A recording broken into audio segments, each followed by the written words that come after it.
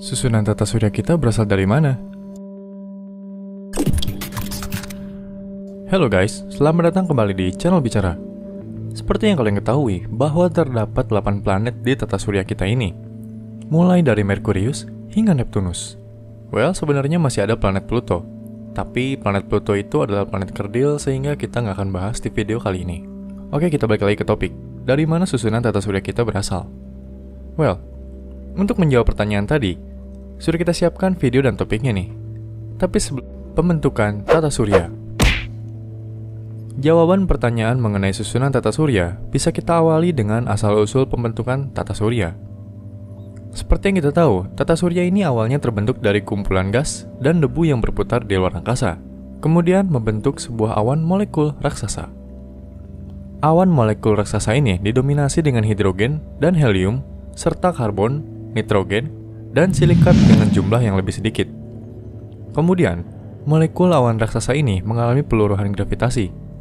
Sebagian materi hasil peluruhan tersebut berkumpul di tengah dan menjadi sebuah inti lalu berputar dengan kecepatan yang semakin meningkat, hingga akhirnya inti tersebut memiliki energi yang cukup untuk memulai reaksi nuklir yang kemudian jadilah sebuah objek yang pada saat ini kita kenal dengan matahari. Setelah matahari terbentuk, gas dan debu sisa pembentukan matahari membentuk sebuah piringan di sekeliling matahari. Piringan tersebut berisi partikel berupa 75% hidrogen, 25% helium, dan 2% elemen lainnya yang bergerak dalam orbit lingkaran dan mengelilingi matahari. Sisa-sisa materi tersebut akhirnya perlahan-lahan berkumpul menjadi satu. Partikel yang memiliki massa lebih besar menarik partikel lain yang memiliki massa yang lebih kecil, dan terus mengakresi materi lain di sekitarnya.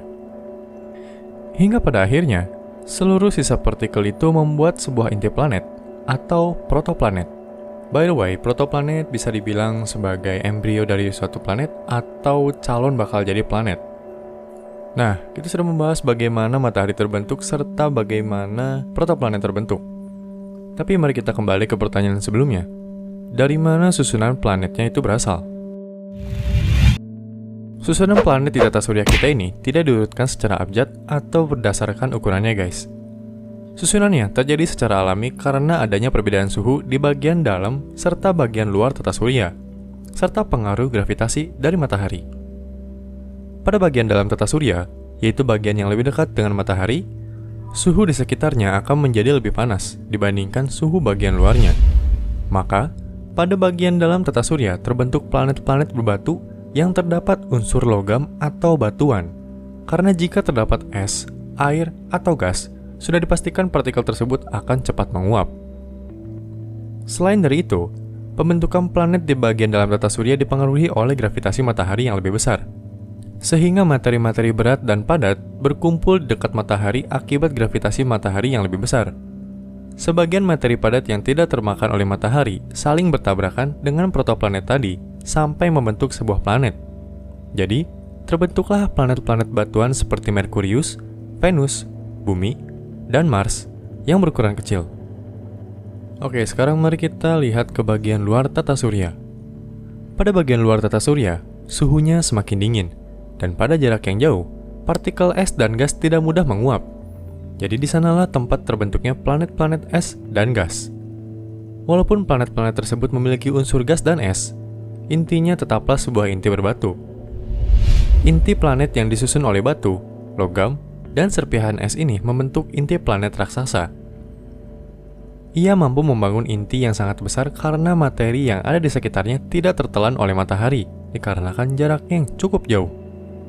Inti yang besar tersebut mampu menangkap gas hidrogen dan helium untuk membentuk atmosfer yang sangat tebal, lalu kemudian terbentuklah planet yang kita kenal sebagai planet gas, seperti Jupiter, Saturnus, Uranus, dan Neptunus.